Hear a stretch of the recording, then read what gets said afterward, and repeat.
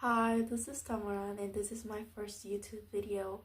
I wanted to tell you a little bit more about myself and I want to tell you my life story because on Instagram Reels I explained it briefly, but not a lot of you guys know um, who I am. So let me introduce myself.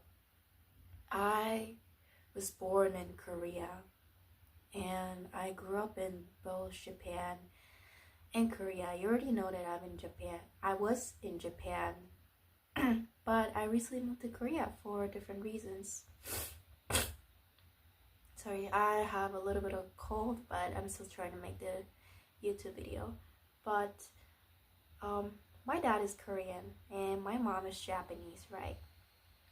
And I grew up mainly in Korea throughout my elementary school, middle school, high school, and then I went to America to study abroad and then I came back. I have a very complex relationship with living in Korea because I had living here basically made me mentally ill. I think I had PTSD, I had depression living in Korea. And Japan was amazing. I love Japan and I always go back to Japan, but I'm in a moment of my life where I think I can start facing what I had as a childhood in Korea, just navigating my life. I I don't really like this, but still, what's so amazing about going back to your childhood is that it's scary to face the origin of your problem, but you can face what you have been hiding yourself from. So for me, coming back to Korea, as soon as I set my foot on this land, I could sense this suppression and the suffering because I have been suppressing my emotions in this country. That exact sense came back to me and it was kind of scary. And I still have that kind of sense, but I'm trying to overcome this with different practices, like somatic practices. I'm trying to listen to a lot of music that I have listened to when I was in America and Japan so that my body knows that I'm in a different situation and trying to get back the sense of self. Is it working? It is working. It's not easy.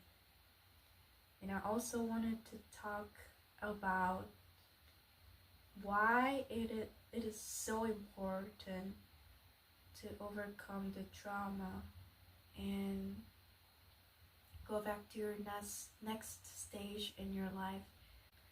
You can still stay in the safe space, same idea, because even when there's an improvement, the change is still a threat to the brain.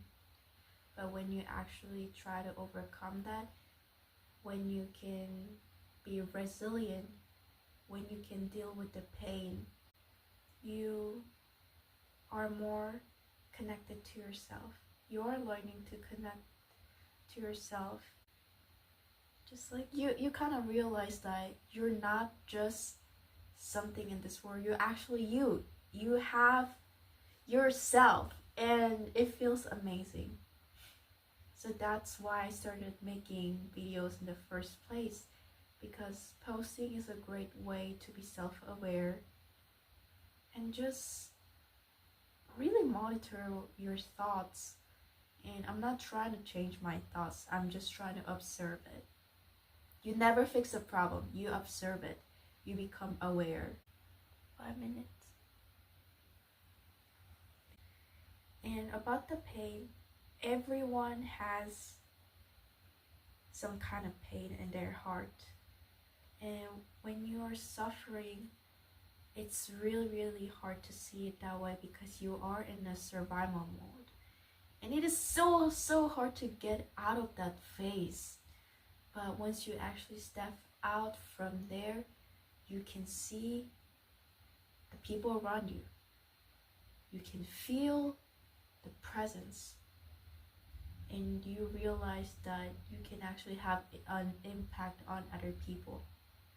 But before we get into that, I really want to share my experience on how I came so far. I don't have a lot of life experiences, like, to be honest. Yes, I had the privilege to study abroad, and it's not for everybody. And I thank everyone that supported me financially and emotionally. But still, I was able to be emotionally aligned for the first time in my life this year, and